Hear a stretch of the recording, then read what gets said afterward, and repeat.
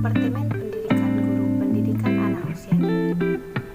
Di video kali ini saya akan menjelaskan tentang hakikat neuroscience dalam pembelajaran anak usia dini.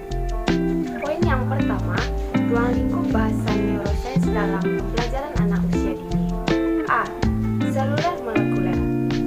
Lingkup kajian seluler molekuler ini mempelajari berbagai macam sel dan bagaimana mereka melakukan fungsi-fungsi spesifik yang berbeda satu dengan yang lain untuk menghasilkan berbagai perilaku yang kompleks seperti emosi, kognisi, dan tindakan. B. Sistem syaraf. Mengkaji sel-sel syaraf yang berfungsi sama dalam sebuah sistem yang kompleks. C. Neuroscience perilaku. Mengkaji bagaimana berbagai sistem syaraf bekerja sebagaimana disebutkan tadi, bekerja sama untuk menghasilkan perilaku tertentu. D. Neuroscience sosial atau socioscience. Mempelajari bagaimana otak sosial manusia berperan dalam membantu manusia membentuk hubungan dengan orang lain.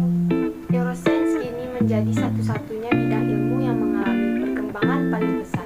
Semakin jelas pengamatan terhadap aktivitas otak, semakin mudah mengontrol perilaku seseorang, semakin pesat pula kegiatan neuroscience.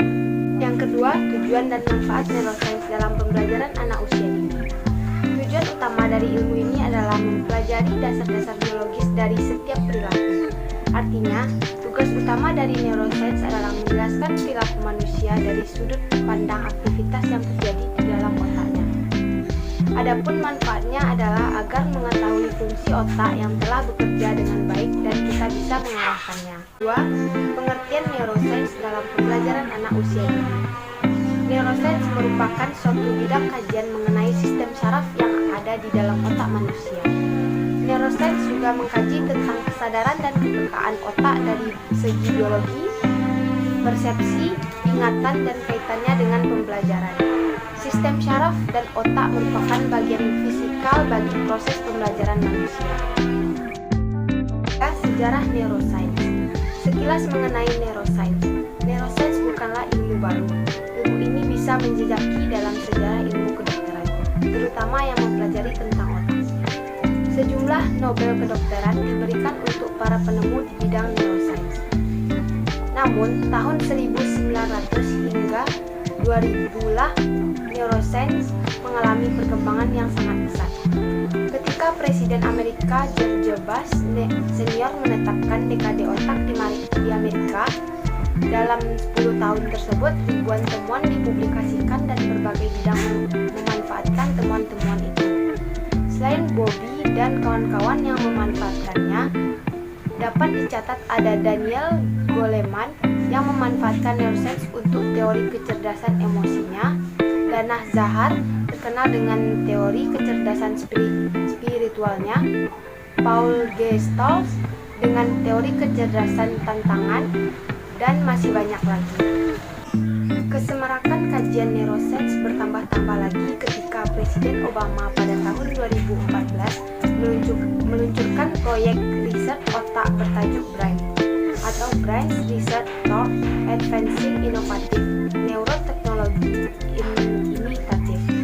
Di Indonesia pada tanggal 21 Mei 2022 sudah diluncurkan proyek otak bertempat di kantor Badan Pengkajian dan Penerapan Teknologi.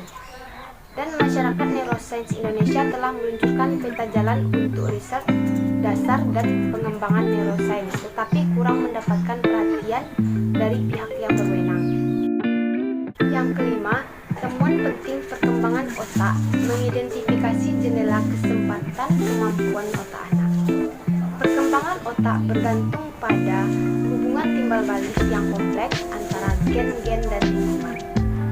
Tak ada lagi perdebatan mengenai apakah pembelajaran kita lebih bergantung pada sifat dasar kita ataukah pengasuhan. Jelaslah dari penelitian bahwa alam mengembangkan dasar bagi suatu sistem sirkuit otak yang kompleks. Namun, bagaimana sirkuit itu dihubungkan bergantung pada kekuatan-kekuatan eksternal seperti gizi, lingkungan, dan rangsangan. Pengalaman-pengalaman awal berperan besar pada struktur dan kapasitas otak, kualitas yang terbentuk, dan bagaimana sambungan-sambungan itu berfungsi. Hal ini berlaku baik perkembangan kognitif, maupun emosional, dan efeknya terasa seumur hidup. Sekian materi hakikat neuroscience dalam pembelajaran anak usia dini yang dapat saya sampaikan dalam video kali ini. Mohon maaf jika ada kesalahan, karena kesempurnaan hanya milik Allah. Saya masih banyak kurang dalam pemahaman materi ini, karena saya masih dalam proses belajar. Jangan lupa like, comment, and subscribe.